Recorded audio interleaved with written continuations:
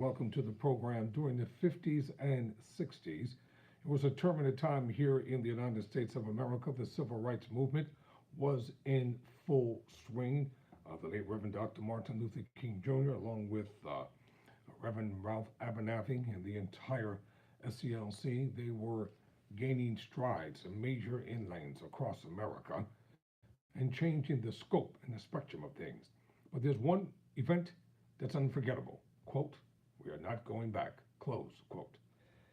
And that is the Birmingham church bombing, September of 1963, where four young girls who were attending Sunday school, member of the KKK, had bombs placed in the church.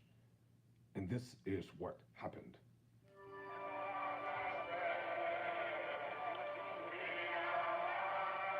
My name is Lisa McNair. I am the younger sister of Denise McNair, one of the four girls killed in the 1963 church bombing of the 63 Baptist Church, where we are today.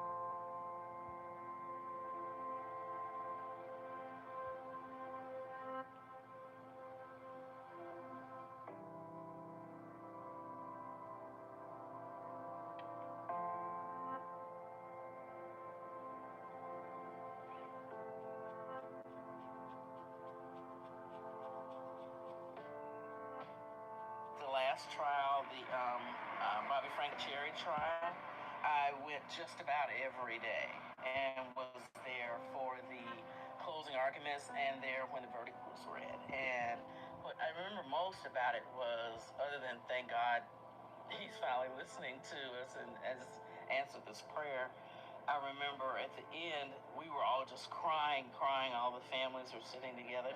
And then I finally looked up to see the attorneys, and they were too, just full of tears. They were weeping. And that just meant so much to me that they cared that much, as much about our relatives as we did. It gave me a sense of hope, a sense of yes, somebody can do the wrong thing and they can be convicted of it, and justice does work. Because, you think about it, I think it was like 40 years or 37 years. Nobody had brought him even to the police station, let alone had a trial. And it was like when I asked as a kid, and they were like, well, God will be our vindicator and we'll just lean on him. And I'm like, no, like on TV, people kill somebody, they go to jail. But it was almost like we weren't afforded that luxury.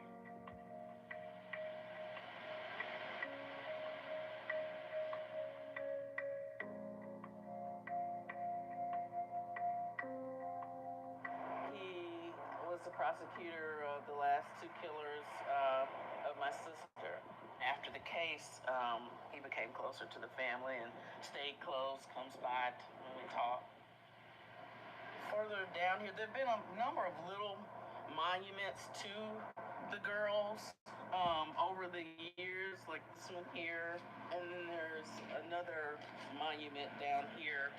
And this monument, I think, is near where the bombing took place. Because there was a staircase here, and the dynamite was wrapped and put up under the staircase. And at the bottom of the staircase was the restrooms. So when it exploded, the girls were standing in front of a sofa by the window, and that's how they were killed. So they put this up as like a marker to them.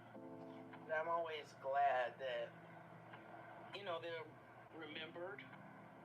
I wish they were remembered more in history books. I think our civil rights history is lacking severely in this country and in the history books of this country. And I think that's important that we remember these times, because if we don't remember our history, we'll be destined to repeat it. I know that this one is of Denise, my sister Denise. And this one is supposed to be Addie Mae Collins, because Sarah Collins, the fifth girl in the bathroom, who they don't really talk about, her sister, the last thing she remembers seeing before the bomb hit was her sister tying the sash on my sister's dress. I'd like to sit down and find out why he did that. I'd like to sit down and talk and ask him, why was he so angry? What made him hate so much? You know, why did he think we were so bad that he needed to kill? I mean, what?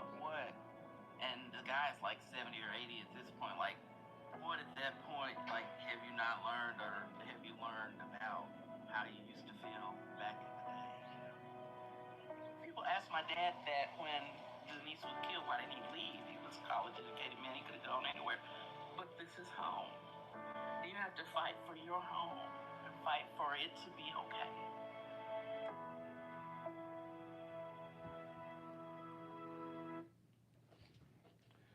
The four young girls who were murdered on that dreadful day in September 1963. They'll never be forgotten. I'm Tyrone Bowman. Never surrender. Never quit.